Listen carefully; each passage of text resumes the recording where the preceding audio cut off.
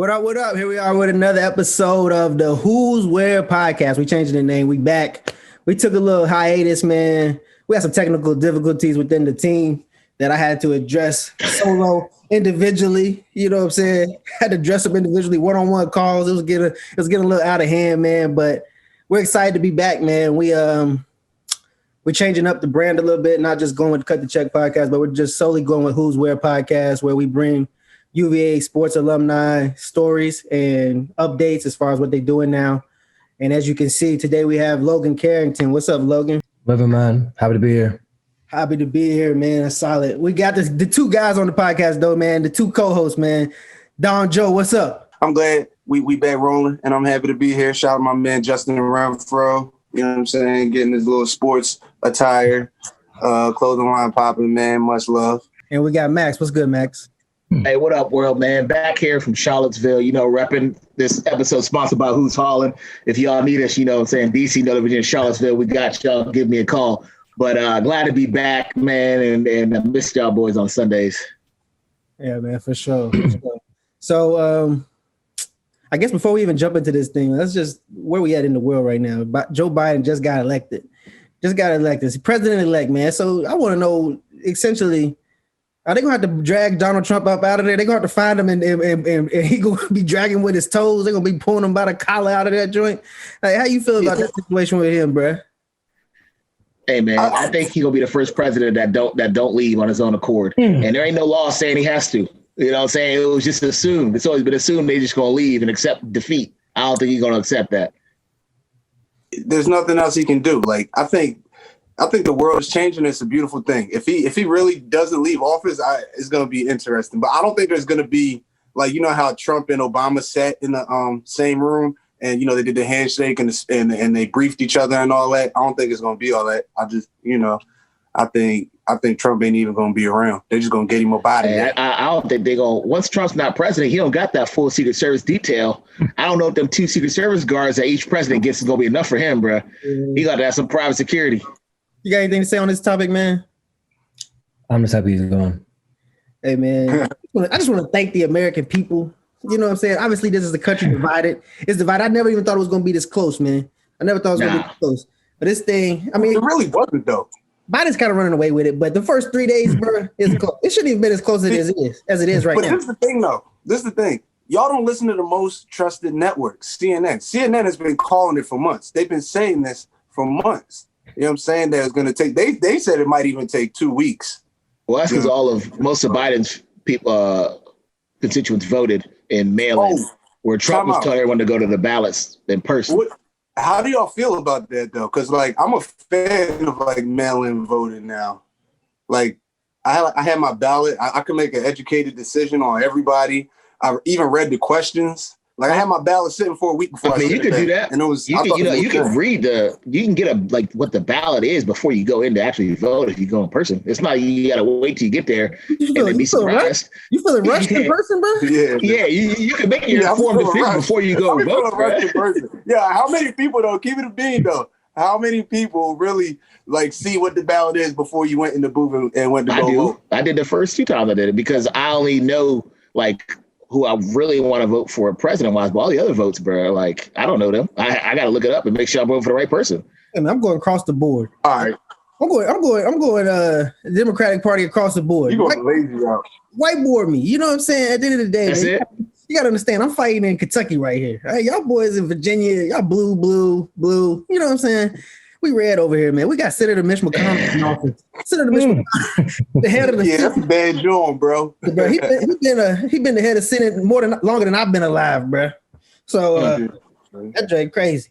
I think since like 80 something, 86, 88, he been winning the Senate here in Kentucky.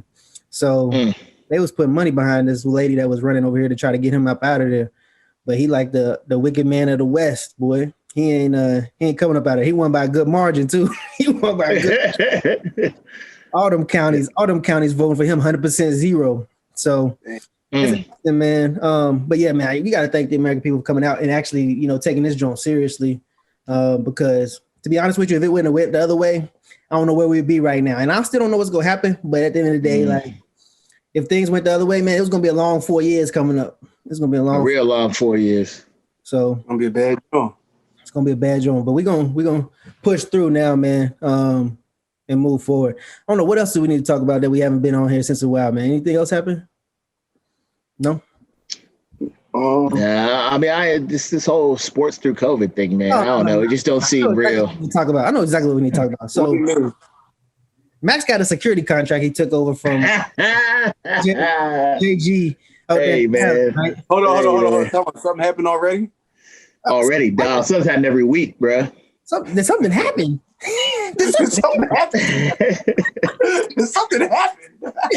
Hey, Dom, man, this place is rough, bruh. And JG told me the same thing. He said this place rough. Hey man, This all I say. This all I tell Max is this, like, you know what I'm saying? It's a good little contract or whatever. You know what I'm saying? And I think when I tell Max, I told him like, this is like a real estate. It's like you'll make your little recurring revenue. You know what I'm saying? So he said he get that contract switched over. He already done put it on his books. You know what I'm saying? Put it on his books, man. There was one contract. I'll be the same way though, bro. Passive, hey, Dom, I was reading this is passive income.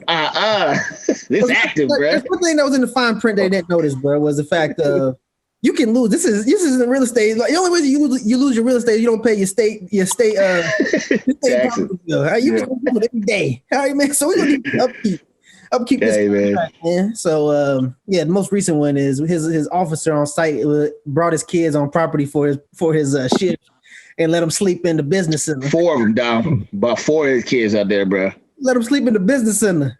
Hey. They was on the couch in the business center, in the activities room, chilling, sleeping. It's a 10-hour overnight contract too, so they got some good sleep on them couches. Hey, probably. And you had one ball. You had one ball doing 10 hours. Yeah, I got one. I only got one. I got 2 guys, and they work. One works 5 days a week. The other one works 2 days a week. 10-hour shifts. Hey, the property manager did just like they did Donald Trump, bro. Hey, come here, man. Hey, okay.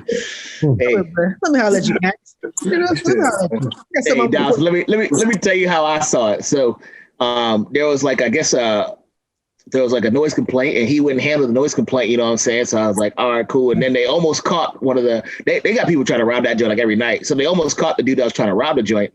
So I was like, oh, okay. And then the property manager emails me like, I'd like to talk about an incident that happened with Anthony. So I was like, I'm thinking, all right, cool. We about to get, some praise. I'm gonna go meet up with her.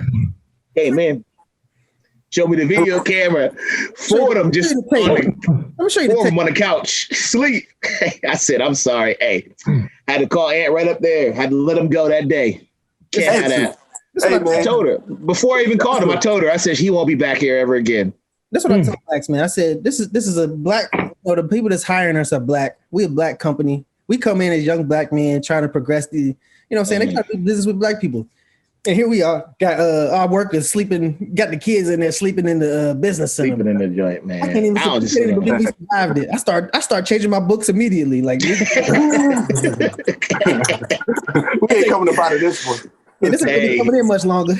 She likes us, man, though. She trying to work with us. But she realized this, they really need 24-hour security at that place for real. So, like, me and her had a talk, and I was like, look, they have break-ins there. People are stealing airbags out cars, like putting the cars on blocks, like legit stuff. Where's this at? This in Southeast DC? Hyattsville, Maryland, bro. Hyattsville, Maryland. Yes. So, and I was telling her, I was like, look, I get that, there's some things my security guard missed, but now on, he just patrols a garage. He don't even patrol the property, just the garage. But what the shift reports look like with all that going on? I mean, every ship report, every day he calls the cops. It's like we got Stevie Wonder in the garage, man.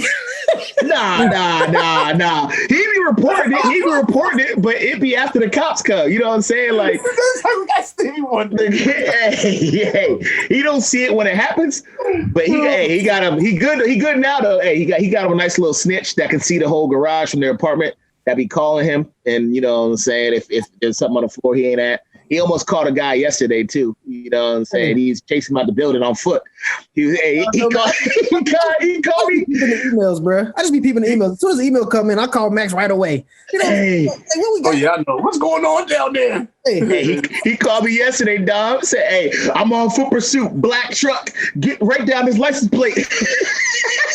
He trying to catch him out there. Hey man, the one dude I got, hey man, he trying to work. He working hard, man. My man Steve. He used to be homeless, so I put him up at one of my houses. gave him one of my cars. Hey man, he down for that job. He was mad. He called up the other boy that had the kids in there and cussed them out. Oh, he know the deal. Yeah. Oh yeah. This dude. This is his first full job. He ain't trying to lose that. Oh, he ain't messing around. He 10 hours 7 days a week.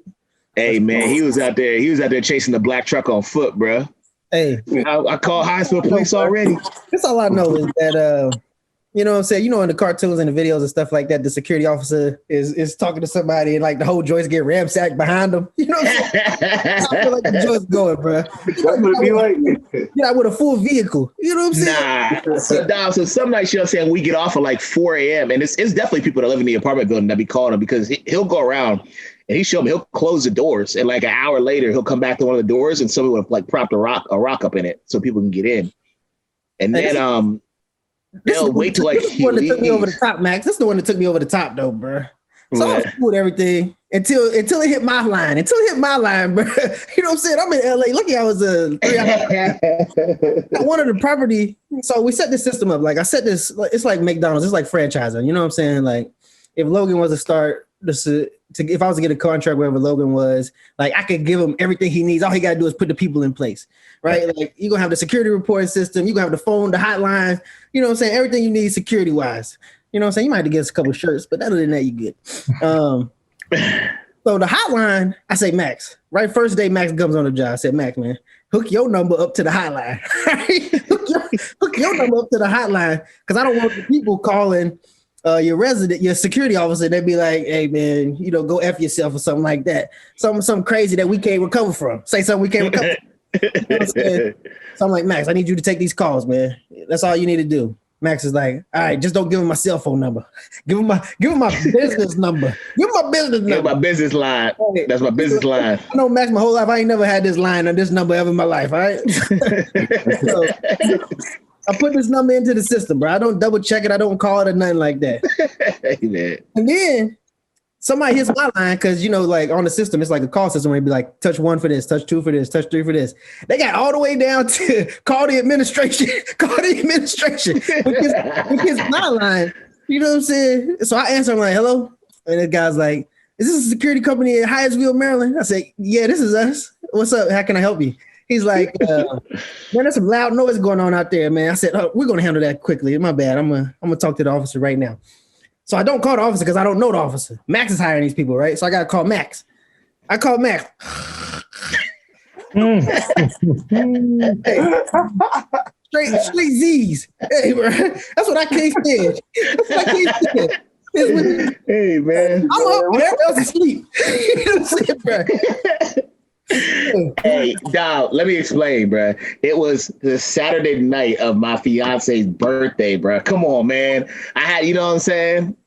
Come on now. Hey, man, that's a tough job. Come on now. And so then I called the number. Birthday. Then I called the number. I'm thinking, all right, he said it's off. He said his cell phone be off. So I'm going to call this number that he said this was always on, right? I called that joint. Who answers? Steve. Steve. Yeah, what the hell? Hey, man, who the hell's Steve? You know what I'm saying? Hey, Dom, look, we went out for her birthday, you know what I'm saying? I said, this night's about you, we make it special. So I turned my phone off, and my business phone, I call forwarded to Steve's phone. So they called me, it's going to go to him. You know what I'm saying? Somebody going to answer that, Jay? Hey, look, you know? Man, I said, listen, bro. I started sending Max text messages. He probably got about 4 or 5 text messages when he woke up, bro. He did. I saw them joints. I was like, oh, shit. Like, listen, man. It's funny, though, man. Just all the stories. It'd be serious at the time, man, but they make funny stories, bro. Hey, you know, man. I was asleep. It's just like football. It's just like a football game. You know what I'm saying? Like, at the end of the day, it's all fun and games. But in the midst of it, bro, I didn't see nothing funny. Ain't nothing funny. Nah. Let's jump into this, bro. That's a good little thing right there. Because I was about to go into a story about Dom Joe almost taking my knees out in Miami, bro. And then we Hey, Rockets gonna take his head off, man. We're gonna jump into this, man. So we're gonna, the Hooswhere series has been a good reception for us so far. We got Logan on the podcast, man. Logan, tell everybody like what year you was at UVA, what sports you did, all those different type of things like that, just so we know who you are. Yeah, so Logan Carrington, Graduated 2018, College of Arts and Sciences. I was a media studies major from Northern Virginia. I currently live in Silicon Valley, and I work in tech. Work in tech, specifically, your tech company is a what was hybrid day, we're a hybrid day cloud storage company. So I work for NetApp, and cool. I am a global product marketing manager, and I support all enterprise applications, commercial go-to-market strategy, and content enablement programs for our sales and field rep teams. So what made you want to jump into the tech space? First thing was the money. First thing was the money. That was the highest offer you got out of college? One of them. Since I ran track at UVA and I realized that I wasn't going to go pro and I wasn't going to the Olympics, and I actually got injured my last year, missed the entire season. I was misdiagnosed by our training staff. Misdiagnosed? And they thought it was a cramp, and it ended up being a messed up Achilles. I had a tendonitis in the back of my leg, and I also had swelling around the bottom of my foot. I was able to walk for 5 months. I had PCP injections. I had laser treatment. I had chiropractor appointments. I had everything you could think of, but not able to run. So with that, I was able to get ahead, I guess, on my career in terms of, okay, I'm not running. I missed from January on. So I was able to interview for jobs. I was able to use the injury to speak to it with opportunities. Mm-hmm. And being a digital media major, my dream was to be a broadcaster, like late and great Stuart A. Scott. Yep. But I realized the trajectory to getting to, say, ESPN or CNN or these other companies was going to take me working in Anchorage or Wichita or Milwaukee. And I was like, I don't really want to do that. And having had the last couple of summers working for software companies, tech companies, in the summer with internships, I was like, you know what? I've already done it. Why not do that, going forward? I worked for Oracle initially, the Class O program. I was promoted to run a competitive analysis team in Boston. And then I lived in Boston for about a year and a half. Didn't really enjoy Boston. I moved to California, and I've been there for about a year and some change now, working for NetApp, the company that I worked for as an intern a couple of years ago at Tyson's Corner. Cool. Solid, man. So I guess you studied media studies. How was that at UVA? It was a unique experience. I think when it comes to college, you learn a lot of different things in life. But I think college prepares you with the framework, and it's up to you to how you're gonna run with it. And I think UVA is a very interesting place. And my sisters, both of them are younger than me, they're both at UVA now. One lives on the lawn, and the other one's a second year. And I've been telling them it's just to get involved in different organizations on and off grounds, right? And for me, it was, being a media studies major, I was able to take classes based on multimedia reporting. So I was able to see what the day in the life was of a reporter. My teacher was a political correspondent for CNN for 35 years, an Emmy Award winner. So seeing that, learning from, okay, maybe I don't like doing this anymore. And this was like my second or third year at UVA. So I was able to decide later on that, hey, there's other opportunities that I could be doing, where it's, technology, where it's media technology, where it's branding ourselves as athletes, because all of us obviously former student athletes, making tons of money off of us. Now it's time for me to make money off of them. In terms of being involved in the athletic department, I had 4 internships, as I mentioned before, with video services, athletic sponsorships, promotions, VAF, seeing how the businesses work and operate. And obviously, I met you, Chase, around my third year. So getting more involved in the community was something that I think with UVA and digital media major, it gave me the opportunity to do so. So I was over looking at the screen. Max looked like he sleep over there, don't he? What you mean? Just sitting. Bro, I can't rock back in my chair. Be comfortable. The hat with the shadow, bro.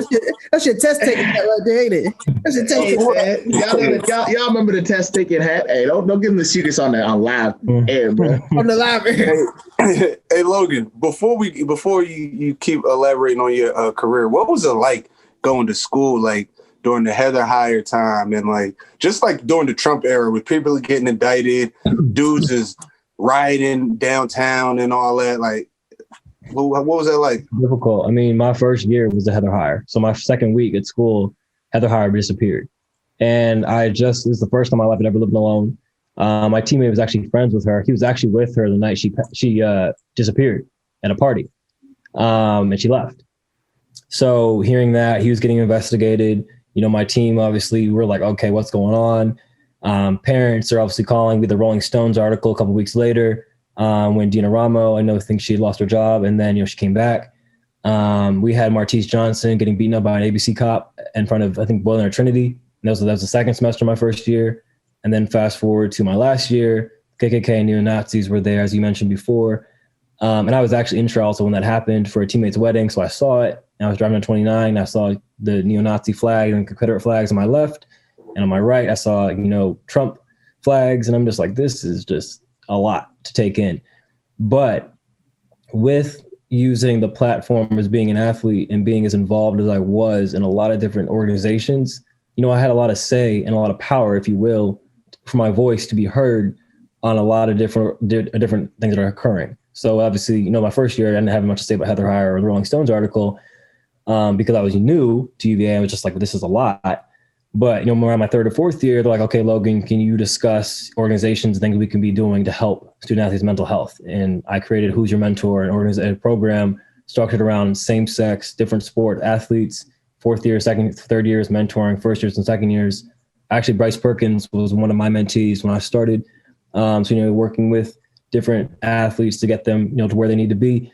It was an incredible experience. So I was able to flip maybe the negative things that were going on. And obviously the first election that I voted in, Donald Trump did become president, but I didn't allow it to define me or people that I was around. And the energy that I kept around me was for the most part pretty positive. Solid. So you keep talking about being involved. I know that I came in and I spoke. Was that the group that I spoke to that you were just talking about? Yeah, so I was a part of the student athlete mentorship panel, and I wanted you to come in and talk to us about your experiences on and off the field and then now. Yeah, that's pretty solid because I don't even think we had anything like that. At least I didn't know about it. No. Yeah, and that was something I think that I told even Andre, because he and I had a call, or we talked in person about just, what was your career, counselors discussing outside of, playing ball or outside of, running track? Like, what were they doing in terms of life?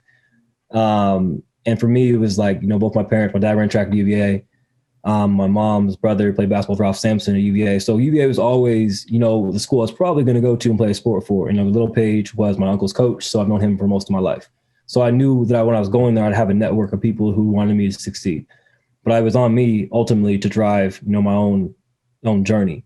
And the biggest thing I took from all of that was, okay, I need to be involved in athletics. I need to be involved in academics. I need to be involved in the community. I need to be more than just an athlete because I need to make an impact outside of just my sport. And the biggest thing I think I took from all that was, I'm involved in these different organizations, but I got to have more than just a seat at this table. I need to be running them. And honestly, unfortunately, with me taking charge in a lot of these organizations, I was the voice for people who look like us. I was the only one.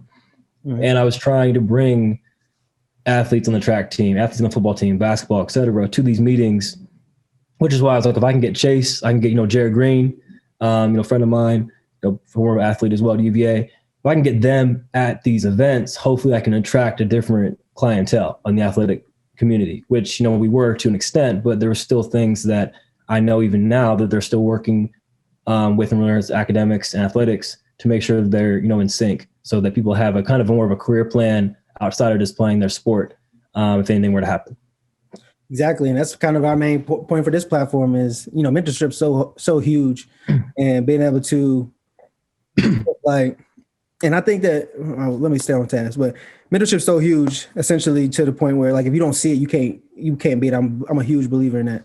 So you're only going to attract or accomplish as much as you were able to see physically. Right. So, people giving their secrets, like if it's Max with his real estate investing or it's me with a tech startup or Don with his engineering firm, like things like that got to be reciprocated back into the community. I think, and one thing we didn't mention at the beginning of this podcast is shout out to all the Black women with Kamala Harris being the first VP of the United States. That's a huge accomplishment, a milestone accomplishment that should go down in history books for sure. I mean, AKA Howard alum, you name it. That's big time for all Black women, not today and going forward, but women in general also. So right. I think it's a huge accomplishment that we didn't state in the beginning. But essentially this all is why we brought this platform together, is to be like, we gotta, our community is pretty tight when we're at UVA. But essentially once we leave UVA, we kind of disperse and, people do good things, but nobody really keeps up with everything that they're doing. So there's a lot of people we want to get on this podcast. And we're glad we can start with you, especially with the work you've already done. and going through things like that. So what other organizations were you involved with outside of the one you're just talking about? Athletic Field Education. I was part of the Boys and Girls Club. I was a central liaison for all Boys and Girls Club activities. So we went to the one that's right behind where it's not the Standard anymore, or it's like near the Flats. It was right over there. Worked with those kids, around athletics engagement, just being more active. I was also involved in Media Studies Society as vice president. I was a part of the National Association of Black Hispanic Journalists, their social media chair. I was a part of the board of directors as the athletics sponsor. So I worked with Dean Lampkin. I was just really involved in a lot of different areas because I just wanted to make sure that my voice was heard and people could see me outside of being, the athletic guy who was always in athletics. And I created a TV show called The Who, which is a day in the life of an athlete at UVA. Thanks, special shout out to Mike Slenowitz and his team and Ryan, et cetera, for working with us on that. But I just wanted to, again, make sure my voice was heard outside of just on and off the track. And especially my last year being injured and not being a vocal leader as much as I should have been and or being on the track, I was like, I need to make sure I'm involved in these organizations so it could transcend to organizations I'm a part of now post-college. Well, I commend that because I don't think I was a part of any organizations. Well, it was hard to get me to do the ACE program. Hey, man, I feel you. You get so many hours, man. They ask you to do a minute more and you're like, well, I got to go home. Right. Yes, I know them too. I was going to ask them too if they was a part of any organizations, but I don't think so. I think the ACE program, that was about it. ACE program, I think that was but I think it's tough, man. If you're a football and a basketball player, like on that high level, I think like because there's so much of a spectacle wrapped around it, it's tough to really see what matters outside of that while you're in it. You know what I'm saying? So, like, you know what the issue is the fact of like, okay, once you play and you start, and I agree, all right, but your first year, your red shirt first years, they need to be mandatory something for the red shirt. True. Bro. Yeah, they need. Yeah, that's true. You're right about that. They're not doing nothing, and I just think nothing but time. Our red shirt first year, right. we had fun. We looking for things. We had fun. Hey, man, we had a good time, man. We had a good time out there. Just figuring out things to do, man. That's the biggest thing I took away from all that because, like, my first year, I said, like, it was my first time living away from home or anything, just doing my own thing. But also, like, my day would start at 5 a.m. I'd go till 1 a.m. every day. For 3 years, that was my life. From the 4 different internships, the TV show, the mentorship programs I was a part of, my life was literally like this for 3.5 years. I had no social life. Like you would never see me out. Even after, y'all had a big win, I was probably in the law school library, preparing for next week. Like my life was, I feel like my college experience was not what most people's college experiences were, even if they were an athlete, because of the fact that I was just so involved and I just wanted to make so many impacts. And also, for myself, maybe potentially to fill out a resume so I could have stuff I could speak to for an organization. But even looking back on it now, I'm like, okay, I'm defined maybe my job, but I still want to be involved in different avenues outside of just that because I want to live a little. Yeah. But also it's just like now it's trying to figure out how much a living can be done when there's still so much left to do. And especially when college is supposed to be the best time of your life. But I was feeling like I was living like I was 30, 40 years old because I'm not really experiencing a lot of those things that my peers may have been doing because I was, focused on other things. That's a real statement. I mean, it's always like it's a give take for sure. It's a give take. Like you depend on what you're going to give to it, what you're going to take from it. So the sacrifice is definitely worth it, especially when you were pushing yourself in the right direction. So hopefully you'd be like, I ain't got no regrets in what I was doing. You know what I'm saying? Because I know for sure, like I miss some of the nights that I could have been out there. You know what I'm saying? Doing something or doing anything. But I was doing some studying or something like that. Not no book studying, more like film study. But I had to put. I was out there in the streets, bro. I had to put hours in on the film. I don't know if Max ever put any outside the McHugh Center film work in. Hey man, I put a lot of outside the McHugh Center film, but man, y'all know what I mean. We offense don't really admit it, but we don't gotta watch as much film as y'all, bro. I know what I'm saying. That's what I'm saying. You ain't gotta lie. You don't gotta. Hey, look, we just gotta look at schemes and just make sure we know what the defense look like. That's it. We don't gotta know the plays. Listen, bro. That's Luke. What you say? We don't got to know the plays. Oh. No. Like the defensive plays. Like y'all got to know like between what formations, what kind of plays they can run out of it. And that, but like there's only so many defensive coverages, and it really doesn't matter to an extent. It's all about like the scheme, like who's in your zone, who you gotta block, or who you gotta look out for. But we don't gotta really know like. You'll cover 3 packages and all that. We don't got. I'm gonna keep it being, man. This sounds like the mindset of a 4-8 team right here. We're talking about mentorship right now. We're talking about mentorship right now. That's who they need. I'm gonna keep it real right now, man. Look, let me. It's different if you're like a receiver. If you're a receiver or a quarterback or something like that, I get it. You got to know, you know what I'm saying? They got to know where everyone got to be at. You got to know where to line up on the ball, this and that. Yo. Hey, bro, I'm in the backfield. I can see everything. Man, Dom throw his hat, bro. Hey, I just got to know our playbook. And that's it. I know the playbook. We had some lackluster performances in a couple of years, bro. Hey. And the truth is starting to come out. Nah. Them lackluster performances ain't come from me. Hey, them years we had 3 wins. I was on the bench, bro.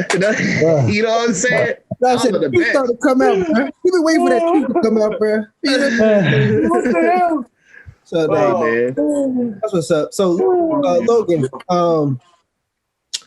you're doing all this stuff during school, and you're setting yourself up for post career. I guess did you have options? Like we're just trying to figure it out, trying to find the best options. Like I was talking to Lawam on the last podcast, and she was talking about her experience with finding a job. How is your finding a job experience going into your last year of college? I think the blessing was because I was so involved with all these organizations. People knew who I was. And the athletic academia, like, Dave Lipinski in the career fair, obviously he's in Bryant. Mm-hmm. So you guys probably would have seen him all the time. And he's a friend of my dad's, ironically enough. So it was a situation where I talked to him about what do I need to do? What kind of organization to be a part of? Because my academic coordinator, when I first got to UVA, bless her heart, she was a really nice woman, had no idea how to manage student athletes. And I took her advice and took 4 of the hardest classes I could have possibly taken to get into comm school. And my GPA went from like a 3.8, 3.9 first semester to a 1.6. Wow. So a situation where I was like, well, this college sucks. College is hard. And the first time ever traveling, my first year, we went from, we ran at Tech, we went to Penn Relays, we were in California, we were in Boston. Like every week we were on the road. And the difference from football, where you guys might leave on like a Thursday, get back on a Sunday or a Monday, we would leave on a Monday and we get back on like a Saturday. So the entire week I was gone. And indoor track at UVA, we were gone 6, 7, 8 weeks in a row in a situation where it's like, I'm like, okay, how do I do studying? How do I get classes done? And then we're proctoring exams. My tutor or my coordinator is on vacation with her family, ironically, during the ad drop deadline. And I was just like, this is very difficult for me to figure out how to, get classes. I was like, I don't know how to do any of this stuff. So I was involved with, Dave Lipinski in the career fair, and they told me, get involved in this organization or take this class or ask these people for help or talk to your professors, which I did. And I was able to, land interviews with using Handshake and other career fair opportunities with a lot of different companies. I had interviews lined up almost every week, my 4th year, because I was able to connect with people off LinkedIn and really, tailoring a lot of my content on there, be more professional and just being, as assertive as I was with, deciding where I was going to sign my national letter of intent. I was like, let me do the same thing when it comes to finding a job. The biggest thing I took away from all that with being injured was I was able to actually focus on it. Whereas a lot of my friends at UVA and other schools in the ACC, Power 5, and also people who went D2, D3, they're like, yo, bro, we played our sports for 4 or 5 years. We got hurt right before the draft, and all we knew was ball, and we don't have anything else. Mm-hmm. And I was like, well, I was lucky enough that one of my parents got on me, like, are you applying for jobs? What have you applied for? You're not doing that. So I had an opportunity with the ACC to work with the Orange Bowl committee. It looked good on paper, but then we looked at, okay, what is the breakdown going to be for the money? Okay, so you're only making this amount of money per month. How are you going to survive? What are you going to do for food? What are you going to do for this? And I was like, okay, I can't take this opportunity. I have to do something else. And that was early enough in my 4th year where I'd had the opportunity to find different roles that I could actually pick something that was more closer adhered in line, if you will, to what I wanted to do. And then even fast forward to now, you know, I'm working in the tech space and I'm seeing it in the Bay Area, which, as you know, pre-COVID was the hot spot for technology and innovation in the world. Seeing it from all walks of life is allowing me to formulate my own ideas with starting and hopefully creating my own fitness nutrition company, to get in the market and help people in this space, because it's an area that I'm very passionate about, you know, like you guys, former student athletes. And I want to make sure I'm helping people keep their lives on track, especially with what's going on right now. For sure. That makes plenty of sense. I didn't apply for not one job coming out. By the time I graduated, I had 0 applications. Hey man, I know Max. He had a couple. Don Joe, he didn't have none. I had him lined I up, never baby. applied for a job in my life. Lined up, ready to go. And I got actually a story about that because, you know, my company, I just did a hire. Speaking of, if you don't follow me, I got a new tradition with my tech company where Sign it day, baby. we got sign it. BMW kept me employed, bro. I didn't get no signing day, bro. Hey, bro. You know what I'm saying? Get your signature. I get some donuts, some orange juice. Hey, get up. So yeah, no, I was wondering, like, it's a big spectacle. It's a big spectacle for the sign with the Redskins. Like, we gonna make that same spectacle with signing with Easy Turn, right? But that's a good story about that hire, though. We did Handshake, like you said. So Handshake's the new platform that a lot of people are using now. They didn't have it when we were there, but essentially we use that platform to, you know, find candidates for this position, right? And the lady that we actually hired wasn't our first choice. My first choice is this guy, and I give him 24 hours to make a decision. 24 hours goes by. I told him I'm going to send the option to another person. You know what I'm saying? Like, I'm going number 2 if you don't respond in 24 hours, bro. So 24 hours goes by. I haven't heard from him. He called me about hour 30. Hour 30, he called me and said, I haven't made a decision yet. It's just, I just want to make sure things is right. All these different type of lines. I hit him with I sent the second joint out already. Like, we already done thought you wasn't going to accept the position, so we already moved on. And he was like, I just haven't been able to make a decision yet. I really want to do it. And after we got off the phone, he sends me an email and says he wants to accept the position. So now I'm in a position where he accepts the position, but I just sent another one out to somebody else like a few hours ago, right? So I had to let him know, like, hey, listen. Your final test for this interview was if you can make a decision. If you can make a decision. You know what I'm saying? So we ended up going with her because one thing I can't live with is somebody that can't make a decision. They sitting there, you know what I'm saying, dodging, dipping and dodging, like jumping to the ropes, man, in double dutch. That's how I feel. Make a decision and make it right. Yeah, man. Like, that was his last test, and he got 24 hours. And how y'all feel about me putting a 24-hour decision cap on the offer? I like it. I'd agree with it, man. Hey, time is the most expensive currency, bro. You know what I'm saying? You can't be wasting it. You know what I'm saying? Make a decision and make it right, man. We don't do fence hoppers. Never have, never will. You know what I'm saying? Hey, well, I was like, he knows it was written in the email. So that I just felt like that was a red flag right away. Like, you at least say, like, hey, I'm thinking about it. Like, give me something, right? Like, talk, ask questions about it, but don't go the whole 24 hours and don't hear from me, because then I'm definitely going to move on. So that's how I felt just from that. So that might be some advice somebody can use, maybe from a business hiring. Yeah. I have a question about the tech industry for both of y'all, though. First off, like, how hard is it? Like, I guess, Logan, this one's for you. How hard is it climbing the ladder? But the second one, like, you know, you saying I ain't climbing the ladder, bro? You say I'm not climbing the ladder, bro? Hey, Chase, man, he coming at you, man. He said you know that. He said you live on the run. I ain't need like that. Hey, Logan, this was more for you, bro. This was more for you. How does it feel to climb the ladder? How does it feel to slide down? You got one of them foldable step stools, Chase. That's what you got, bro. Logan took the little more conventional route. You know what I mean? Like, you got your Redskins platform. You talking about the size of the company. That's what you're talking about. So, and then also, like that.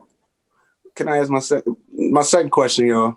Is there, like, for us in the engineering firm, nothing goes down in Philly without an inclusion rule. Like, it has to be, I don't care if it's either 15 or 25%, there has to be some type of minority-owned business on the project. So when y'all create apps or develop whatever, is there like an inclusion rule like that in the tech space? You want to answer it, or you want me to answer it? No. You got Silicon Valley experience, so I'm pretty sure it's not too much. There's not. You're looking at the only Black person on a marketing team of over 400 people. And the only one who's under the age of, let's say, 45. So working in an industry where you're one of, like, the average tech company has around 5% is of color. Google, Facebook, Twitter, whatever. My company's at 2.5%. Well, sorry, were at 2.5%. With the recent realignments and reorgs, we had leadership leave. We had other people go to rival companies, partners. We're probably around a 1.75%, which is probably around 100 to 200 of our 10,000, 15,000 employees around the world are of color. So obviously we're in a space where it's very difficult. So we have events like Afrotech, which were in October and November this year. This year is be virtual because of COVID, where all the tech companies, all the Black, people in tech, and also people in media and entertainment, they come for about 3-4 days, and we have workshops where Twitter's CEO or VP of design, Dantley, he came, he talked. We had, unfortunately, the guy from, I think it was Kaiser Permanente, he passed away actually at Afrotech the next day. He came and spoke to everybody and talked to us around his role. Wow. Over there.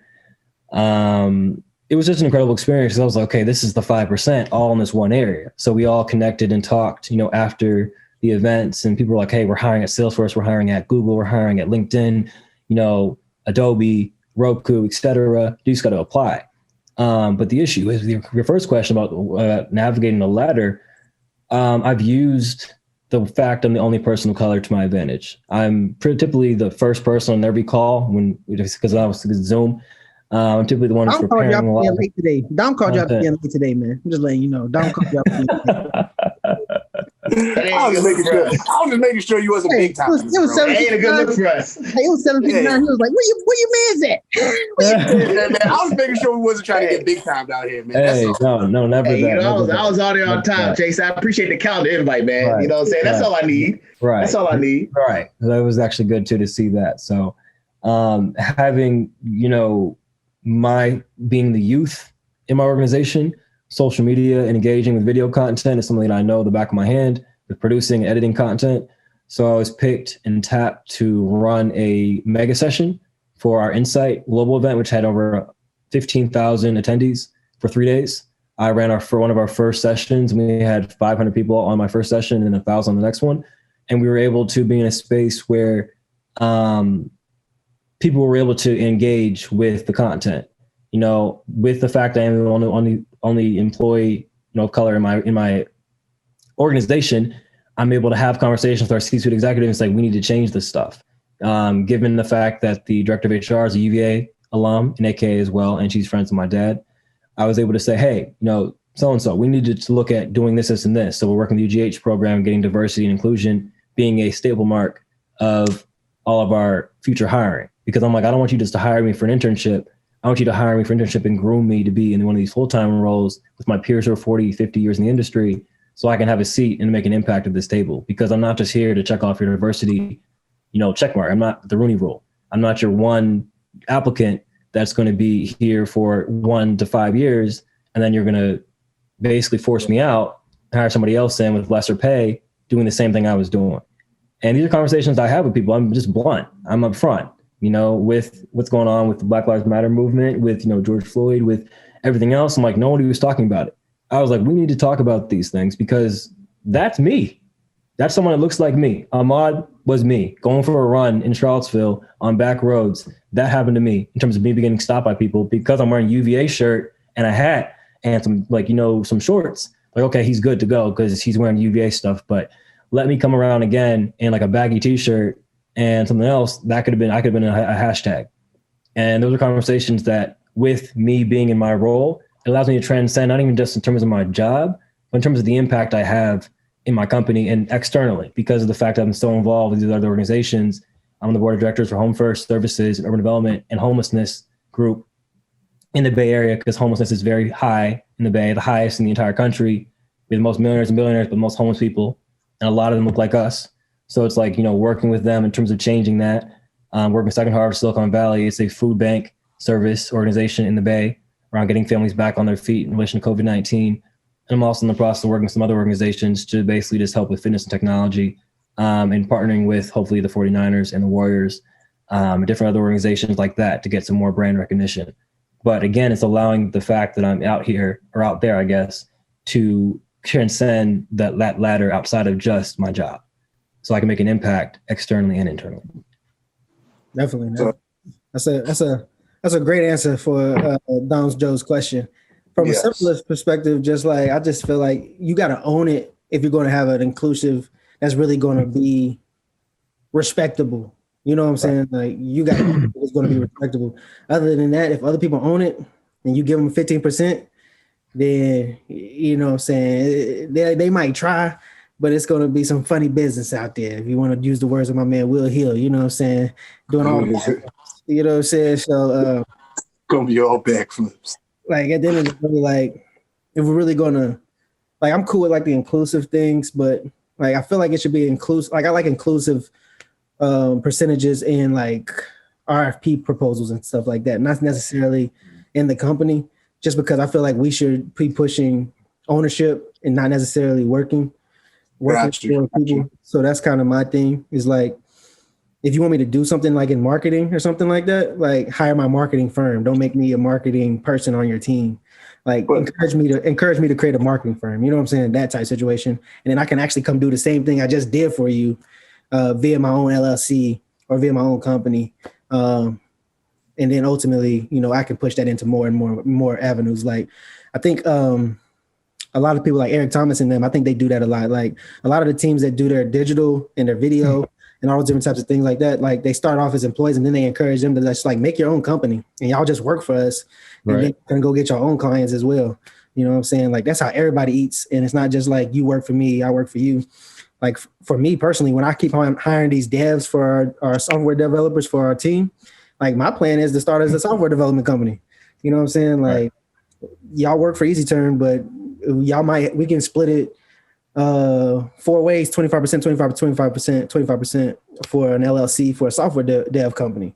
You know what I'm saying? Then you have more equity in that, and that can be something that you had that passion for a little bit more than maybe working for Easy Turn, that type of situation. So I think it's all about pushing the equity thing. And I think the only way that the equity is really going to be respectable to where it should be, because really 15% is disrespectful. You know what I'm saying? Like, because to be honest with you, whoever started this company, they started with just an idea, just like anybody else can have an idea. You know what I'm saying? And just because it's up to 10,000 employees now you got 15% to hit the diversity thing. You know what I'm saying? Like, if it was top of mind, we wouldn't have to tell you to hit 15%. You know what I'm saying? Like, right. That's exactly what I told them. I was like, if we're trying to hit this number by 2022, we need to be surpassing it right now. We need to be going to events. Like, one of our offices is in Raleigh, North Carolina. Why are we not working with North Carolina A&T? Our senior vice president of commercial sales is a North Carolina A&T grad. He's no longer here at the company now, but he was there. Why didn't we go to those events? And if you're saying, oh, well, see, I'm like, I need you to give me some action. Like, I think one thing I've learned about corporate America, a lot of people like lip service. I'm not one of those people. I'm somebody who is, okay, we're going to talk. I need to see some deliverables. I need to see some statistics. I need to see some results. It's like for you in football, in track. If you're not producing, you're not getting interceptions, you're not getting tackles, you're benched. The same thing goes for life. If you're not able to hire or retain top talent, and you're just trying to beat the bare minimum of this quota to get a raise, you should be fired, or someone should be put into your role or fixing your role to helping you getting better. And I know I'm relatively young, so people are probably like, okay, why is he saying that? But the world's changing. Like, there's Mark Zuckerberg, whether it's like in his 30s, he's a billionaire. Anyone can create a company like a TikTok, went from, okay, kind of using it, but now with COVID, it's multi-billion-dollar industry where people are going viral just posting something tomorrow. So we don't necessarily need these organizations to start our careers and our lives. You know, we can create things just like our peers do and be extremely successful, even without them giving us a handout for a lot of different things, which is kind of what I've realized a lot more with this pandemic. If there's any blessing, silver lining in any of it, it's allowing me to slow down and finding ways to be more self-sufficient, and also to be more driven in other areas. So not to say I'm not right now, but to be more driven in other areas to encourage my peers who are struggling through things like myself, being, you know, former athlete. And all we know is, you know, we're going to hear a whistle in the morning and do whatever. And we're going to watch film, or we're going to, you know, train or do whatever and get ready for the day. There's more to life than just that, especially if you're no longer playing the sport that you love. And it's just finding new things to be passionate about, you know, to have conversations like this. It's real. You know, as you were just saying something, brought something to my mind. It's just like, I can pay you to make it for me, or you can make it yourself and I could buy it from you. You know what I'm saying? Right. Like, that's really the difference. Who is it? Who is that, bro? That was Logan. Yeah, look at him. Yeah, ain't mine. Hey, Logan, that was you. Yeah, you know what I'm saying? I know them two. If it was them two over there, they would have been. Mentorship, right? Hey, it would have been nothing calm. It would have been nothing calm about that, bro. But what I'm saying, so yeah, like essentially, like we create Easy Turn and we sell it for $50 million. You know what I'm saying? Then that's the type of thing that takes it into generational wealth. You know, I know a guy that sold his company for $450 million to like another large player. So you create something that whatever company that you was working for, they buy it for $10 million, even $10 million. They buy it for $10 million. That's more than they could pay you. That's more than they could pay you for 30 years there. You know what I'm saying? 40 years there, 50 years. And that's the kind of thing that my parents, even with like telling people that may be older than all of us, that the company does not owe me anything. An organization does not owe me anything. As you know, with sports, they trade you. You had a great year, they trade you because they know that your value is higher.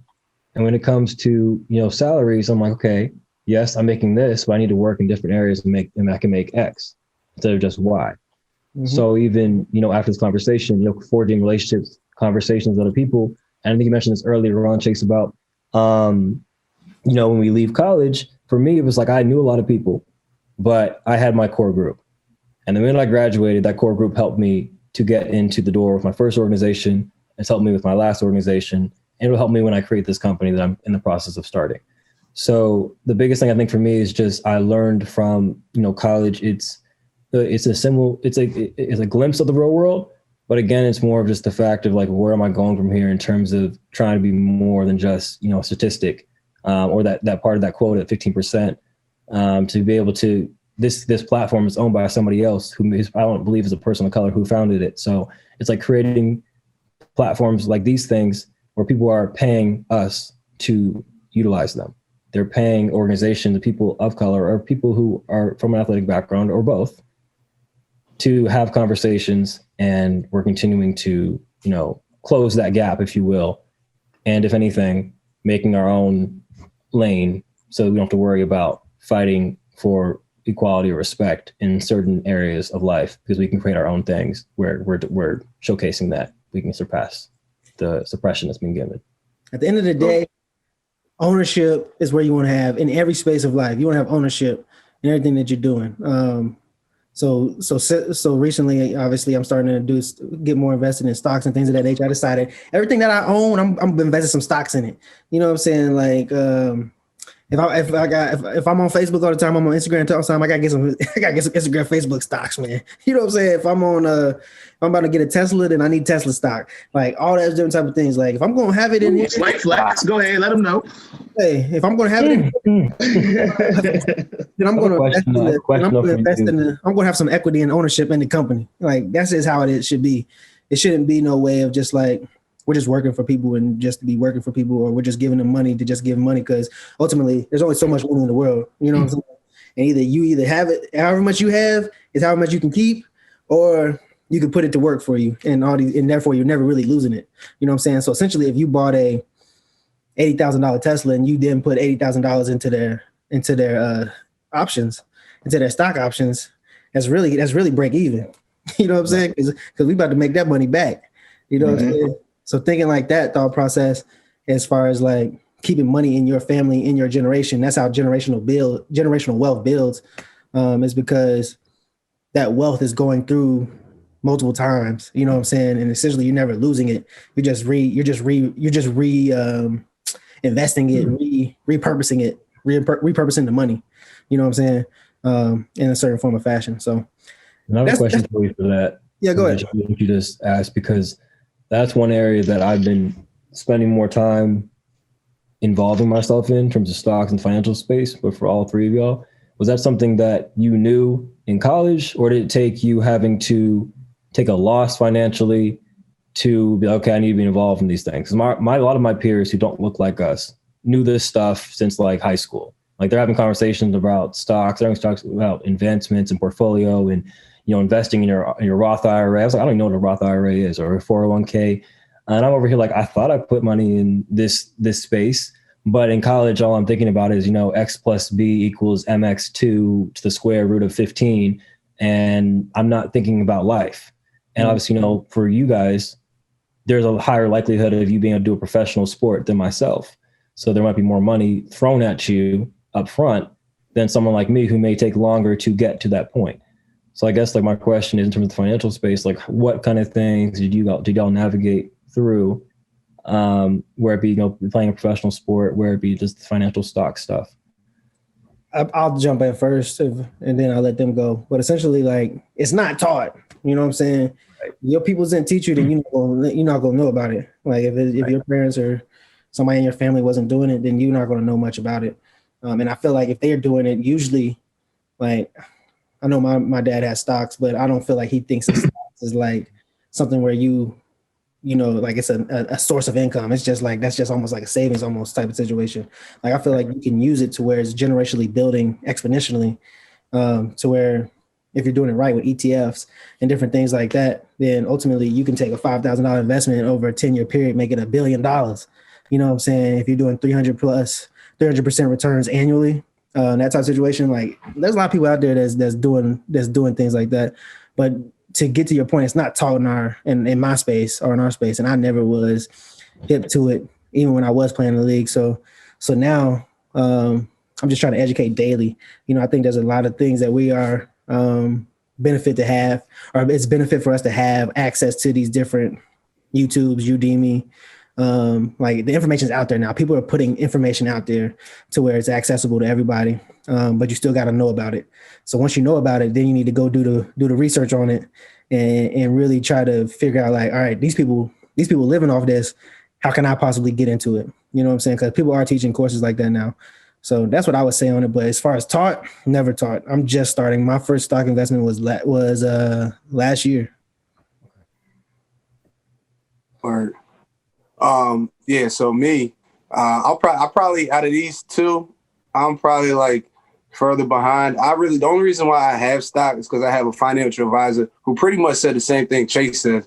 He was like, yo, you need to put some stock in Apple. Everything you got is Apple. You got a laptop, you got an iPad, you know what I'm saying? So we're gonna make sure you get something in there. So that's pretty much how I'm in stock. I really don't know too much about that or cryptocurrency. I throw money in my Bitcoin or my Ethereum, and I just watch it just like the freaking newspaper. You know what I'm saying? So I still need to sharpen up on that for real. And then I just felt like it was low on my list. Like my first thing was when I was done playing, I was really like happy to like make money on my own, because I never had a job like that I like applied to. So when I was done working at the car wash and I started my company, Easy Work Helpers, working with Chase, and I started making money, I was like, yo, damn, I'm doing this shit myself. Let's get it. You know what I'm saying? So I had to go through that whole phase, and then I had to take a loss, you know what I'm saying? Spending my money doing dumb things. And I was like, okay, now that I've been here before, let me start. I started with just saving $200 a week for real. Then I started stacking. Then I'm like, dang, why is this just sitting in my account? Why don't I put this somewhere? You know what I'm saying? And then that's when I went with my financial advisor, and I got a 401k through the car wash. I work for my dad's engineering firm now as well, but because I've been working through the car wash like my whole life ever since I was 14. I still get paid through the car wash. So I got my benefits and all that. do the car wash. And I mean, that's pretty much where I'm at. But I do feel like it's not taught, and I feel like I am behind the 8 ball. And, you know, it's just about sharpening up and getting up to speed.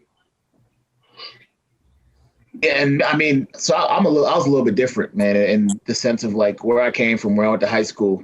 It wasn't taught by anyone in my family, but a lot of my friends, like that's, you know, I'd be at Sunday dinners at my friend's parents' house, and that'd be what they talk about. Like, hey, you know, my friend's dad, like, hey, your blue chip stock that you have this amount of money and made this much percentage of that, you know, this week. And that was a big topic of conversation, was just wealth with them. And I was a person where, you know, where I grew up, like, you know, my high school looked like the ones on TV where like the student lot was cars that you thought would be at like a Fortune 500 company. And so, you know, I saw people make the most money where almost all my friends' parents, dads own their own company, you know, or C-level at the very minimum. And right. So, and Chase and Don know, like when I graduated, I didn't even think about football. Like I knew, I was like, that's not where I make my money. The most money I saw was people owning their own company. That's the way I'm going to go. So long story short, man, my friend's parents, one of my really good friends' parents, when I first got my scholarship, they're like, okay, so, you know, they knew my family's like, your mom had told me that she saved up this much money for you to go to college. I was like, yeah. She's like, what are you gonna do with that? I was like, well, I'm gonna put it in the bank and just let it sit there. She's like, no, so we're gonna put this in a mutual fund. I didn't even know what that was. So I don't really have any stocks, like an app or anything like that, but I got a mutual fund, you know, I got a Roth IRA just because, you know, my mom's friend, she was like, hey, look, you can put this much in a year and it's tax deductible. I didn't even know what that meant when I first did that, but you know, it's been growing every year. And then I have mutual fund because they're low risk. But then my other really good friend got me into real estate. His dad was like, yeah, look, you can put a lot of money in your stocks, but stocks are tricky because you're not necessarily liquid. Like there are billionaires who have like millions, hundreds of $1 million in stocks, but if they need it tomorrow, they got to jump through hoops and not gonna be able to get it. And he's like, you know, also when you take it out, you get a penalty for taking it out. You get fees, something like that. He was like, have a nest egg. You know, you got your mutual fund, you got your Roth for IRA, and you got your 401k. This is your money that you do not plan to touch until you retire. He's like, but as far as what I do, instead of having these stocks that go up and down, he's like, man, invest in real estate. And that's what I do. He's like, look, not only are you making, if you're doing it right, you're making money monthly that's coming out. Your money is necessarily liquid in the sense that you can borrow a lot easier against your real estate, your equity, than you can against your stocks. Because stocks go up and down. Real estate equity rarely goes down, especially what area you're in. And then, you know, he was also basically just telling me, like, with real estate, not only are you making money monthly, you're paying down your mortgage, so you're actually building more equity. So he was like, his stocks, quote unquote, are different buildings that he invested in, and he kind of taught me the way. And that's kind of how I do it, where I have my, you know, mutual funds are safer. They're not really going to go down. Your 401k, your Roth IRA, you're not really going to touch for 30, 40 years. But my money that needs to be liquid, I put it all into real estate, and that's quote unquote my stocks. Like I don't mess with like the Apples and all that, just because I honestly still don't truly understand the stock market. And it's something that's learned, and I never learned it. And, you know, even with a few years, maybe I would say like, you know, 7, 8 years, I've been asking and trying to get questions about it. I still don't get it. Like these kids, my friends who have stocks have been doing this since they were 5, 6, 7 years old. They've had stocks. But For me, it's just, I'm putting money somewhere. I just can't see it. It's not tangible to me. So I don't get it. So I don't feel safe with it. Whereas a property, you put money into a property, you can almost receive your return on investment. You can see how much money you're making monthly. And very rarely is it going to go down. I mean, yeah, every once in a while it's an outlier, but to me, that just seemed more safe. So that's just how I did it. I was looking at this past Friday, actually. I think I spent I was talking to one of my employees or whatever, and I was like, I just spent $100 a day, but my stock markets, I had a plus 172 day. So I really didn't spend nothing today. You feel me? I really didn't spend nothing today. If you want to think about it, you know what I'm saying? So that's what I was thinking about. But before we jump off, we've been over here about an hour, man. Logan, talk about what you're trying to get into, what's your goals going forward, and we'll end on that note. I guess my goals moving forward, you know, appreciative, you know, Chase of reaching out to me for this, but the biggest thing I think for me is to be similar to y'all, you know, be a self-starter, be more entrepreneurial route. I'm in the process, as I said before, fitness nutrition, of creating an organization, a company that's similar to the Mirror, Tunnel, and Temples of the world, that gives their customers the ability to without saying too much, not have to worry around their nutritional aspect to achieve their fitness goals. As we all know, your bodies typically are built in how much and what you consume, and when you consume it. So being able to track all of those things and being able to work out at the highest level is kind of an area that I'm looking at indulging a lot of my time into. Obviously, technology plays a major role in a lot of those things. So staying in the tech space in some sort of capacity is a goal for me. But also I want to be involved with the UVA a lot more as an alumni, because I feel like when I was there, I was so involved in everything. And the biggest thing we always had problems with was getting alumni to go to events, to learn more about student athlete mentorship organizations, to donate, to just talk, to be mentors. And now I am, like y'all, alumni. I want to be still involved with the organization or with the university and the organizations at the university as a whole. So if I'm able to do those things, then I think I've checked off a lot of boxes for myself. I just turned 25 a couple of weeks ago, and the biggest goal for me was to get in the tech space, to make an impact, but not just to be there, just checking off a box. Is to be involved in different areas and avenues. And hopefully I can showcase to my sisters, both of them, younger than me, UVA, that anything's possible. Kamala is now Vice President of the United States of America, soon to be. Anything is possible. And regardless of what's going on in the world, we're able to utilize our voices, our brains, our athletic abilities, our music talents. And I think now more than ever, I'm just more motivated. And my coach, from my coach for 13 years when I played basketball most of my life. Most people don't know that, but that was my first sport. He passed away a couple of days ago. And one of the biggest things he told me was, if it is to be, it's up to me. That was one of the quotes we said for years. And that was a part of my life. If it is to be, it's up to me to get that stuff done. And now more than ever, I think I'm more motivated to, read books like this, like $100 Startup, and other books, just to, educate myself on things that I don't know about. So I'm able to have conversations with people and really know what the content is. They can believe in my vision, and we can have additional conversations going forward where we can say my company, Carrington, for example, if that's what it's called, is in the same, likes as Google, Facebook, Uber, words we use as action verbs. There you go. I think the one underlying factor in this whole entire interview is making impact. Like, that's the thing. Like, if you don't feel like you're making impact, find ways to make impact, because at the end of the day, we only got so much time, and the time that we have to increase the ground and to make up ground as far as a culture, as a generation, then we all got to be making impact. So we appreciate you being on here, man. First episode of the Hooswhere podcast. We going live with video now. We appreciate it, and we'll see you guys next week. We out.